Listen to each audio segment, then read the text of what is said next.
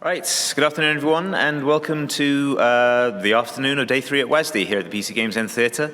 For our next talk, our next speaker, we are very pleased to welcome back to the stage from this morning Joe Brammer, the CEO of Bulkhead Interactive.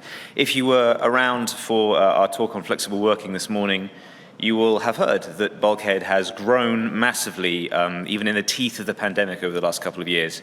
So he's going to give us a talk about how that process has happened and what it's been like to go from an indie studio of just 6 people up to a massive headcount of 100 working on all sorts of exciting projects. So hopefully something interesting for any aspiring devs or current devs to take away. So please welcome to the stage Joe Brammer. Hi. I've only just found out there's a laser button on this, so I'm resisting that if you see me fiddling with it. So I have to do a little disclaimer. I'm extremely candid. I will undoubtedly get in trouble from someone at some point for this. I accidentally, deliberately swear a lot. Yeah, I think hopefully there's really interesting stuff I've got to say. We'll find out, I guess. So if those of you who don't know who we are, and it's not like you should. About 7 or 8 years ago, I'm 29 now, and we basically left university in University of Derby, which is like a shithole in the Midlands, and we basically set up an indie studio. There was 6 of us at university, then we left, and honestly, there was, I was looking for jobs as like a junior artist, and there just wasn't any, so they hate it when I say this, I lied on a form to apply to be in the Idea Xbox program. It had just come out, and I was at university and I'd seen it, and I'd gone, I'll just fill that out, whatever. And I lied, and I was like, yeah, working with loads of devs from Lionhead, they're all working with me. They believed us, and sent us 2 Xboxes. So I was like 21, sitting with 2 Xbox dev kits, like, what do I do with this? So we downloaded the FIFA demo, and started playing that. And then eventually we decided we should probably do something with this, and I said to some mates, like, do you want to make a game? So basically there was no yeah, we're going to make an indie studio and this is what we're going to do. There was no jobs, so we got left with, ironically, the complete freedom to just go do something. We didn't have some big plan on this is where we're going. The result of that is basically every step we've made, every decision we've made, at the time was just what we thought was the right thing to do. Doing a talk now in hindsight, it's a bit different. Like, oh, why did we do that? But really, it wasn't this big strategic plan. We're gonna make an indie studio because we really want to make this one game that I love, and it's Indie Game the movie, and I make a game about my fucking feelings. That didn't happen. We wanted to make games, so we started making games. So in 2015, there was 6 of us, and we had a tiny office in the summer, and the window opened about this much, and that was great. And it was basically, 6 lads in a really sweaty, tiny room. Amazing. We basically, we had this Xbox dev kit, and we started making a robot football game, basically exactly like Rocket League, but we thought it was shit, so we threw it away. And basically, it wasn't going very well. We sacked that off and said, no one's doing anything on Unreal Engine 4. At the time, it had only been out a month or something. So we were like, let's just do that and make everything really shiny. So that's what we did. So we took a big gamble on this engine we've never used before. At the time, you still had to pay monthly for it. We just put it out there, and we just started using it. We didn't have an animator or a character artist, so we just decided, okay, we need to make a game about a bodiless, characterless, no moving parts person, so we called him a spirit, and you went around solving puzzles, right? Really simple. We just worked with what we had, and we had, I think, 4 environment artists and 2 programmers, so that's what we made. Lots of environments that were really shiny, and it stuck out, right? Our game looked good. It was crap, but it was good enough, and we got to the market fast enough that there was enough players that the price was okay. It was justifiable at the time. And for that, it was fine. A few deals with Xbox later, we would go into these shows, and we basically took every opportunity we had. If I'm completely honest, we were lucky. There was a lot of luck involved. There are many indie devs that are way better than us that didn't get it. I would argue because they strove for perfectionism, and you just can't do that. But also, we took every opportunity. We did everything. We were always at the events just trying to be there, chat to people. And it worked out. But it was a bit of a fluke. There are better games that fail, especially these days. So after we did that, we built that on no money, stupid hours, would never do that again, fun in hindsight. We hired 2 people from university, minimum wage, and we made the Turing Test. Now this, still, somewhat annoyingly, 6 years on, is still our best fucking game. So the rest of this talk's pretty like how we fucked up. So the reality is the Turing Test is really, really good. Why we haven't been sued by Alan Turing's family yet, I don't know. But hopefully it'll stay that way. We made this game. It was basically a first-person puzzle game like the last one, but we did it better. So we took the thing we knew how to make, made it better. Now, I don't play first-person puzzle games. When I do, I just look like an idiot. So it was great going to events and showing that off because nobody wanted to look like an idiot, so no one would play them. But it did really well. And actually, despite it being a considerably better game than our previous one, first week sold way less copies because the market was shifting so rapidly that people were just taking a bit more time, waiting for sales. Game Pass was sort of on the horizon. So that actually, it did better in the long run for years. It still sells copies now. But at the time, it wasn't. I keep pointing at this. You can't see that. I forgot that. At the time, it didn't do that well at launch compared to our previous game. So we were like, oh, that's not good. It went on to make loads, and it was fine. And thank God it did, because in the middle of that, we'd gone, what do we really want to do? We're just here making enough to make another game, to make a little bit of money to make another game. That's not fun. It's not really why we're here. It's a lot of effort, a lot of time, a lot of pain. And we went, we want to make a World War II multiplayer shooting game that's like an old school shooter. Every lunch when we made Turing Test, we were playing Call of Duty 2 with the rifles. And this is where I show my age. And it was really, really fun. Those are the best memories from making Turing Test, was playing Call of Duty 2 at lunch. So we did that and pitched this Kickstarter, and we said, right, screw it. In the middle of this game, we're going to spend 3 months, 3 of us, make a mini prototype and a Kickstarter, launch it out and see what people say, because I think the opportunity is now. Had we released the game then, it would have done very, very, very, very well. But we did a Kickstarter, which made enough to make all the publishers that are here to support you as indies just swoon around us and just throw the world at us. By the world, I mean like 50 quid. And they basically came to try and help out. Luckily, Turing Test made so much money that in the end, I think the Kickstarter made $320K after taxes and fees and that kind of thing. That's $250K, $245. The publisher gave us nothing, more or less. And we put in about £900,000. So good job for buying Turing Test. But 20 people, this is where we start to feel a bit of pain, right? Our contracts were a joke. I'd written them. So, yeah. And basically, they just said, like, turn up at work, do your job, you're going to pay this much, you dick. Like, there was more or less, there was nothing protective for anyone in there. You would arguably be more safe without a contract. But that's the time, like, everyone had this clear goal of, we really want to make this game. We're still playing Call of Duty 2 at lunch. We're still doing that as a group, and we all love it. So everyone's got this clear vision of what the game is going to be. You don't need a meeting. Were you there last lunch? We were playing, make fucking that. Do it. So that was easy, right? Then someone gets sick one day and is like, oh, I'm not coming in, I'm ill. And we're like, oh, do we pay you?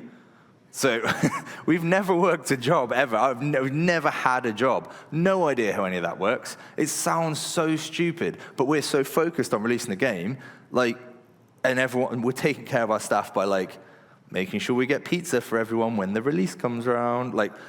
it's hard. Like, we're so focused on that, and everyone's so focused and young on the same goal. Like, generally there's no issues. But now, we're hiring people. We've hired a few people who want to know how long their notice period is. And the best anecdote I have, and I hope he's not here, is someone said to me one day, "Can I have a 3-month appraisal?"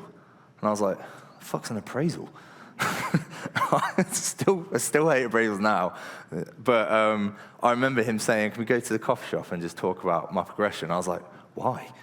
I completely ignorant of me, and we're pretty good at that now, but the anecdote still stands. But basically, at 20 people, these are employees now. They're not all getting benefited from the game releasing and that kind of thing. So then Battalion comes out, does well, depending on who you ask, and it was number 2 on Twitch, right? That's great. Game wasn't designed for that. It was designed to be number 25 on Twitch. And it basically just couldn't handle it. Servers crashed. Google screwed us up. Not a big fan of Google. And that basically happened. And, that was really difficult. We'd kind of hit our peak. We can't work this hard anymore. We had, between these times, you're going from 20 to now 30 people. And 30 people is where it's like, right, these contracts need to change. We didn't take on an HR person, but the contracts had to change. So they had to have some stability in there. People needed to know that they were going to get a raise, or, we just did everything statutory because it was already there for you. That's not fair. And, these people we worked really closely with were our friends, so we had to take care of them better. And for a long time, we were not able to differentiate between being friends and employees, with probably up to around 40, 50 people. So then we got given some money. Say, "Oh, you made Battalion off of nothing, really. What if we give you some more money? Could you go and make a survival game on early access with a few people?" No, is the answer apparently. If you haven't heard of this game, it's been cancelled. It was really, really good. It was like DayZ, but with NPCs. It was basically ready to go to early access, and we, decided to, we had to cancel it in the end and go in a different route. I can't go into too many details about it, but basically it was towards the end of sort of the indie boom kind of thing, and the reason this point was hard, because we had pitched this game saying we can do it like this, we can do it in our old ways, cheap, whatever, no appraisals. But those people that haven't had these appraisals and attention and care for ages, they're like, well, where am I going in my career? How am I getting better? They're wondering what they're doing with their lives. And we're like, you're making this game, obviously, but people are so much more than that. And it's not that we didn't know that, it's that we didn't have time to focus on that. Or I didn't even realize that was what my job was. I didn't even know that. So this was a particularly painful time, and this is where if you don't have mentors, and at which point we left university, and we've got to here over sort of 5 years, and we've had no mentors the whole way through. We've got basically no one better than me at what I'm doing, telling me what to do. And if you go to a publisher or something, it's easy for them to say, "Oh, we know this is what you should do," that kind of thing. They're not running a business. They work for a publisher. They haven't set it up from the ground up. How do they know what it's like trying to pay the bills at the end of the month and pass a milestone to make sure that that person can afford to pay their bills? They don't know what they're talking about, but they will tell you that they do. All of them, by the way. And ultimately, that's a big learning point that I got from the end of that, is you are very much on your own. And we were naive, to be honest. I was very naive and trusting. And that's the learning point that we figured out we're in the industry. And this is the point where 50 people, you need to start getting some kind of structure and support. A lot of people will say this earlier as well. So then we decided we're not doing that game anymore. We're going to go into code development and do our own. So we're going to work on a AAA game. That's not it. This is just a bit of concept art. We're going to work on a AAA game, and we're also going to work on stuff we're really passionate about, which is we're going to do what we did last time. We're going to take our bad game and do a better version of it. So we started working on this thing called Pro Mod. At this point, we don't know what we want to work on. We just know that we're really good at making great feeling shooting games. I would say bar Call of Duty and Apex, we're getting up there as one of the best studios who do that. We're just obsessive about it. Crap at service, so you'll never play our games with people. But it does feel good when you play our games. So we just started going, right, let's make this bit as good as we can. Let's get feedback from the community, and that's what we've done, right? So at this point now, multiple projects, 75 people. This is in lockdown. You know, we're winging it. We're always winging it. And your bosses are as well, by the way. This, for us, is a big deal. We realize we've not got enough middle management. It's crazy, but we've not got enough people making decisions and taking the responsibility or accountability for those decisions. And then I've got to give up control of that. Don't know if you know, I'm kind of a controlling person. I think most people in these roles are, but over the last 2 years, been able to give that up and see how talented some of the people are that work with us and how responsible they can be. But they had to learn it the same way I did over that 6-year period. They had to learn it in 6 months, which they did, and they've started to. So that brings us here to where we are now. We're 100 people. We've stopped working on this prototype we're working on for a game called ProMod, and I'm starting to wonder what my job is, kind of thing. I got here because I decided to lie on an Xbox forum and make some indie games with some mates, and now I'm in charge of 100 people. The way I look at it, their families, and I'm responsible for their families and their kids and their life goals, not to be confused with their career goals. And we decided to make this game, War Dogs: King of the Hill. It's really, really good, and basically, we just started it from scratch. We threw away all of our old tech and all of the old stuff we'd made, stopped building on top of it, and went, let's start from scratch, let's use the knowledge, keep the people, care about the people, and that's the bit that really matters. Not the tech, it's the people and what's inside their heads. So we make everyone wear helmets to work. No, we don't. But basically, this is where we've got to, we're 100 people. So that's our journey, and it's quite important to kind of explain that journey before we go into these next bits.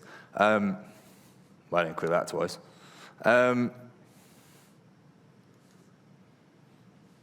Okay. So basically, it's definitely my fault, don't worry.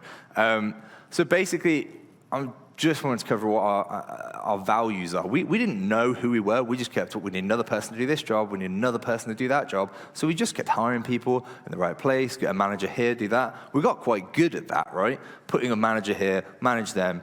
How do they want to get better? We're quite good at that stuff. We're very good at being candid with each other. So when we hire another 50 people on top of already 50 people in lockdown where you can't see them every day, go for a drink and chat and do board game night, and you can't do all that stuff, you hire some right weirdos. Like, I'm kidding. You know, everyone's weird in the industry. But really, you do hire people that are not the right cultural fit. And by cultural fit, I don't mean the way Riot mean it, or Activision. I mean the way people don't value the way we make games and how we do it. So this list here was something we came up with. Like, what does it mean to be a really good fit at Bulkhead? So the first one is this honesty and being extraordinarily candid. People hate it, get in trouble all the time for it. There's a way to be candid that I've learned, or I'm learning-ish. And basically, we hate it when we have meetings with other game developers or studios where they just skirt around the issue. They're just not talking about the thing that needs to be talked about. So we get in trouble all the time for upsetting someone. But internally, we're really good about these ways of talking to each other, having debates, having arguments, and having a short-term memory on how you felt about it, cutting out the emotions of or the negative emotions of that conversation. So we're also like fearless. This is something we didn't know we were. These things here, we've only come up with this list in the last few months, right? Before that, we were doing these things, but we didn't know how to boil it down. We didn't know that we were different to other game developers until we started working with other ones. To that point, we'd been on our own, locked in a room making Battalion for ages. We didn't get how anyone else did anything. So when we found out we were fearless, it wasn't really like, you know, you hire a random person that can work on your game. They're not just going to be like completely fearless. But for me, if we hire a AAA, we had a guy from a pretty big AAA studio come and join us. He said, I don't think I'm like that. And I was like, you left this massive AAA studio to come and work for us. You've already shown you can be that, like, because we're a fucking risk. And he, he came over and he was like, are you? And I was like, no. But, he basically, he saw that, I was like, you've taken that risk, so what's the next thing you need to do? And he's like, well, I think we should change this. I was like, why? And he's like, because it's just a bit limiting. And that came to like, okay, so we don't like boxing ourselves in and creating rules that don't exist. Like, oh, we can't do that because someone else did it another way once. I don't care. We want to be curious, right? I think everyone who's a game developer is like interested in something. It might be something really minute and I want to do this better. Or it might be something really big, like let's make this game or go this direction. We want to ask those questions. If you haven't got it ready, we're really passionate. We have big debates, big arguments. The new way of us dealing with that is trying to identify that you can be passionate and be quiet kind of thing. You can be really passionate about something and not be the loudest person in the room. So for us, it's about trying to get that individual to speak up. The reason I'm going through this in like an indie to AAA, 100 people kind of talk, is because this is the bit we cannot let go of. And that came down to us being decisive and being able to make our own decisions. We were accidentally really good at that. Just going, right, we're going this way, come on. And if it's wrong, we'll make another decision and change again. Yes, you could plan for days and come up with stuff, but hey, a couple of years ago, didn't know there'd be a pandemic. A couple of months ago, didn't know Ukraine would get invaded. So here we are. Stop trying to predict the future and we just get on with it.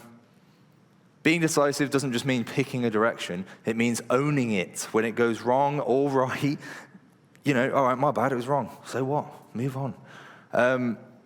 These are the things that, honestly, even 6 months ago, we'd almost entirely lost this. We were burnt out. We were wondering, like, how the hell do you manage 100 people? If anyone knows, by the way, please come and tell me. And, we got to the point where we were like, we absolutely need to define who we are. So when we go to do these appraisals, which I love and go to all the time now, we have this kind of guide for, like, how do you decide who's good and who's bad? And Netflix did this amazing deck on like their culture and their values, right? It's a little bit weird because it kind of says like the people who get promoted are the only people who do this. There are plenty of other great values that people bring to a team that aren't on this list. So it isn't about being all 5 of them. I'm not necessarily all 5 of them, but I can tell you there's people who are more Bulkhead than I am who work for us. Yours don't have to be the same as this. If you're an indie dev running a studio or you're trying to grow something or anything, like, it sounds very American, but really staying true to what that identity is, that is core. Remembering, like, why did you get into this? What's the reason that you got into game dev? For me, and for the original 6 people, it was working with our mates. So the way we keep that atmosphere is we throw absolutely massive team socials every quarter, right? Even if we drag people to these events that have never been to one before, we throw massive ones, right? We have crazy games that I always play rugby, and we try and steal the PG version of rugby culture into the office, which is great.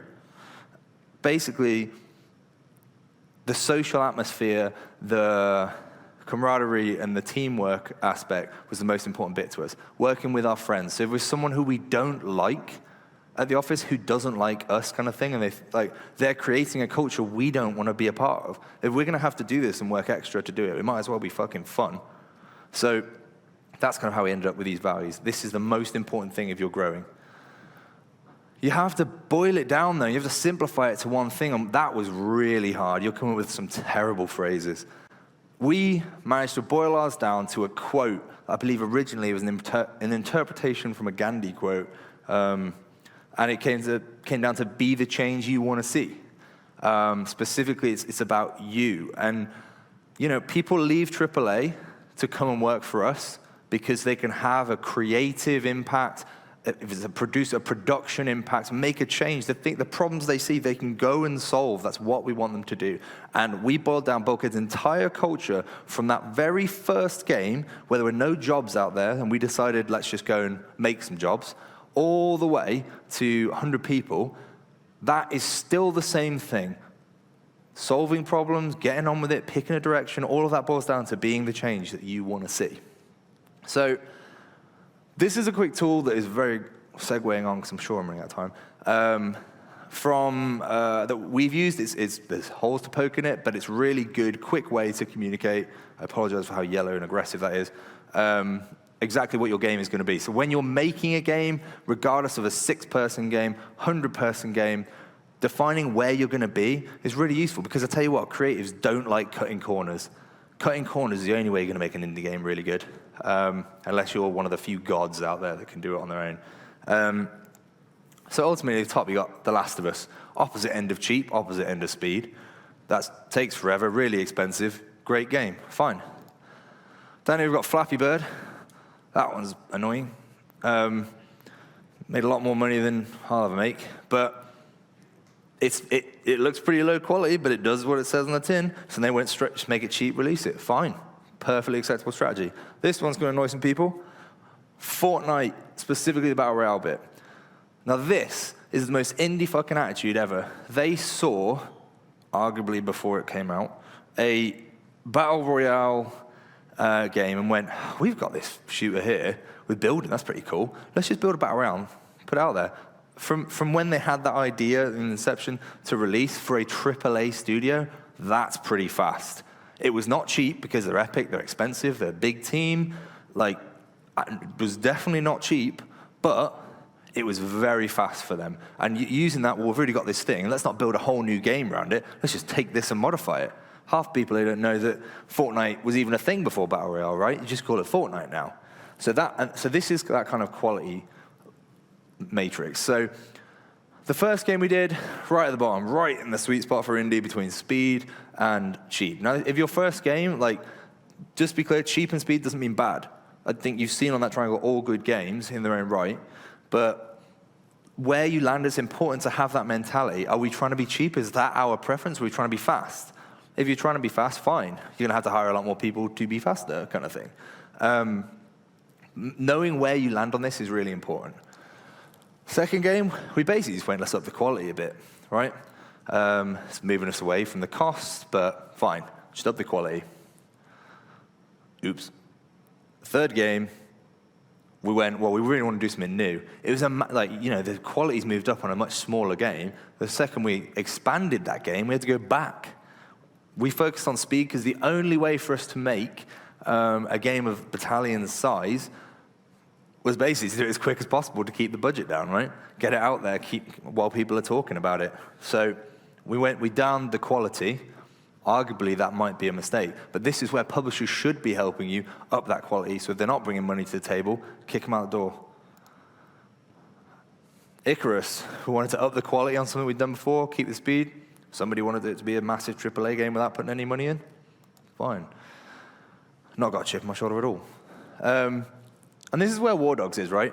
It's ridiculous for us to try and be a top-tier quality Last of Us game, but also, I don't know if you guys are aware, I'm sure most of you are, cost of games rapidly going down, and the price of development rapidly going up.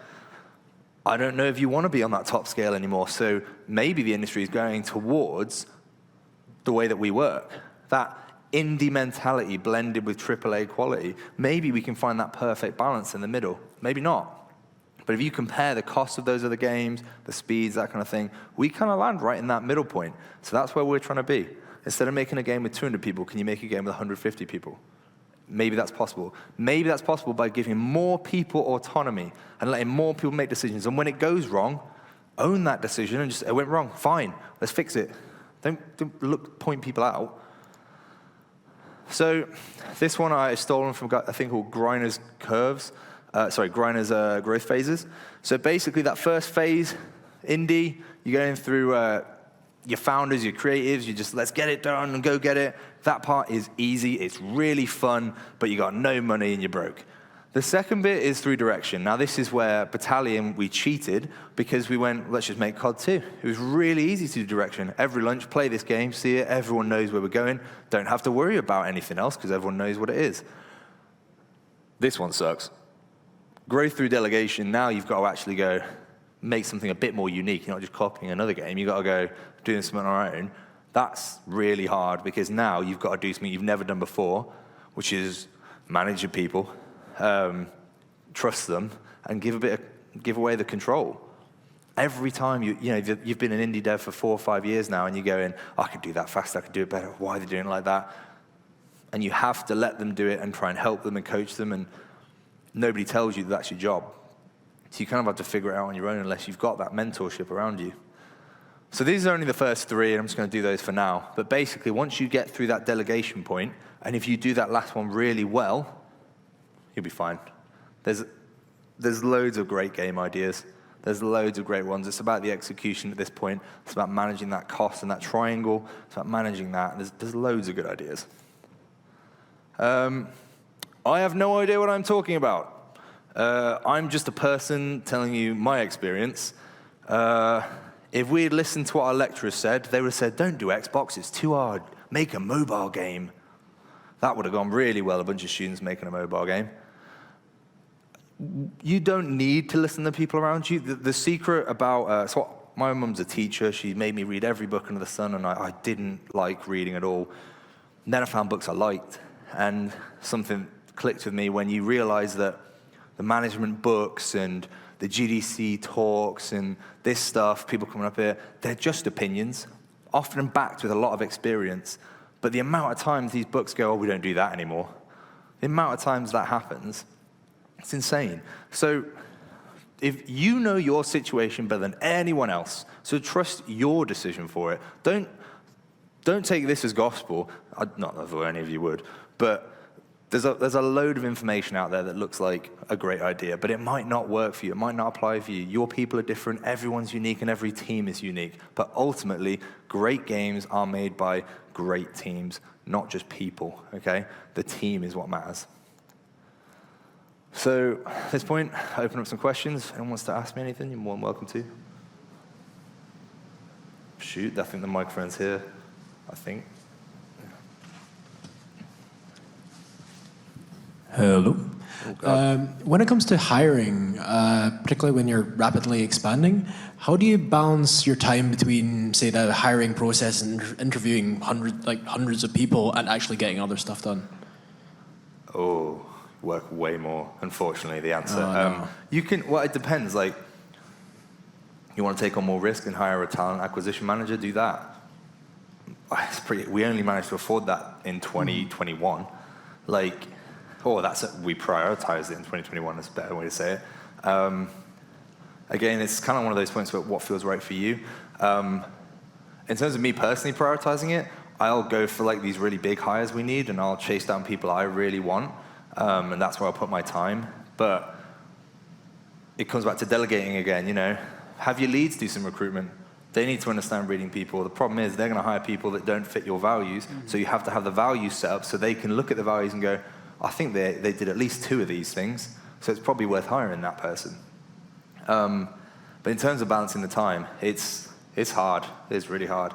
But I'd nail down your values so that you can make it easier for others to do the hiring and know what you're looking for. That's probably the best way to do it. Awesome. Thank you very much. Oh, God. I had a horrible question this morning from this gentleman. I'm sure this is an easy one. And thanks for the talk and being so candid, Joe. To me, you've made or are making one of the most difficult steps, which is going from kind of one game at a time to multi-track, whatever it may be, in your case, a work-for-hire project and your own. How do you manage the conflicts of that? Do you want to put all your best people on one thing, or do people get pulled across when they're needed? How do you manage that? Thanks. I think it's a key difference between the 2 projects is we're the lead dev on our own project, and we're not the lead dev on the AAA project, right? So we're helping, we do it their way. In terms of whether people go, I think there's people for instance, the AAA thing, a lot more structure. There are people who are prefer more structure. So they're probably never going to be a lead on a Bulkhead project. But they might just love working at Bulkhead, love the culture, but they just want to make this really cool AAA thing. And that's fine. So it's also allowing that flexibility within those values. You don't have to be this perfect, super indie person. finding the leadership for those projects and making sure that the cultures don't bleed over, that's the biggest problem we had.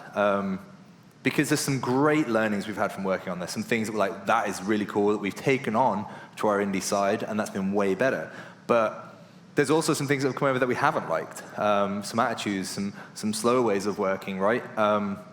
So in the end, and that's actually only recently, the decision was we couldn't leave them alone to do it in their way. We actually had to get more invested and take ownership of it. So exactly how I just phrased it at the start, this is our project, this is not. We had to make the other one more our project and take more ownership. So we took a specific piece of that game and said, give us this. And I think the email actually said, fuck off, and we'll deal with it. And they were like, great, cool, taking ownership. So we then put one of our indie people in charge or sort of overseeing it, but not doing the day-to-day management, because we don't know how to do AAA games. I've got no idea. But we did make sure that there was a blend. It wasn't just AAA people this way and indie people this way, because you just end up with an indie project and a AAA project. The company we work with would definitely argue that we've influenced the project and how that works for the positive by bringing some of our indie mentality across. So blending that and trying to get in the middle of that triangle, I think applies to all the games we work on. Cool.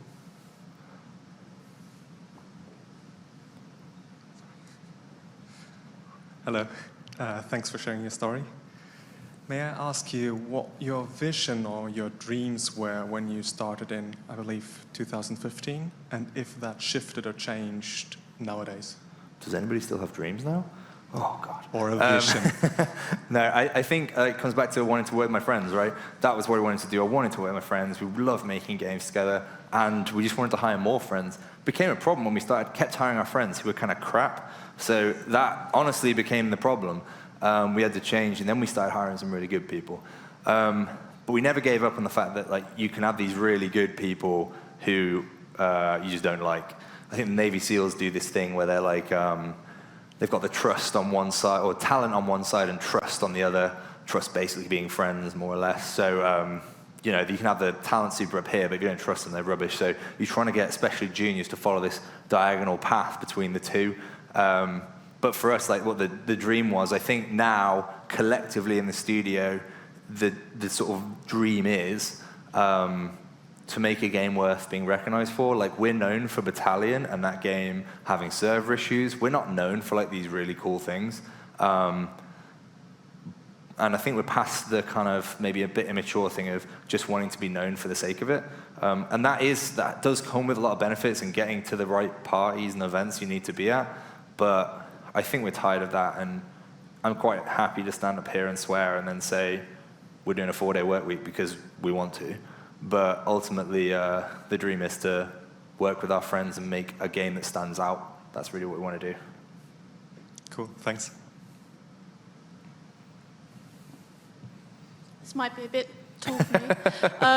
Yeah, I just wanted to sort of also bring it back to when you were first starting up your company. Oh, thank you. To give it a bit of context, I've started up a company myself with some friends. How Nice. do you set up those boundaries between friendship and co-workers? Because people often say to me, the best way to lose friends is to work with them. And you said yourself that some of your friends you found they weren't very good and you had to sort of try and work with that, or perhaps find different people. I don't regret it, so that's probably worth mentioning.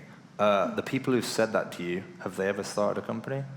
Yeah. Okay, good. It's a good I start. know a few people who, Okay. I talk with different Yeah. people who've started companies and they're working with friends, and a lot of them say it's difficult to work with people who you're friends with and to set up the boundaries between friendship and co-workers. I'd say I even struggle with it now.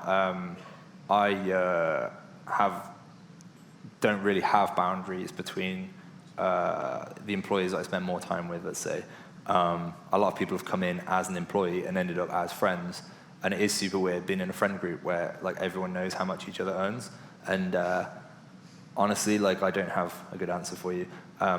My answer would be, don't worry about it till it's a problem. And then you deal with problem case-by-case basis. If you've got a friend who's horrifically racist, that's a different problem to just someone's a little bit lazy. So it's hopefully you don't have any of those friends. But I think don't overthink it. Just, I love working with my mates. Even though they're all idiots, I do love it. So I think, I would absolutely work with them all again and deal with the problems as they come. All right, thanks very much. No worries.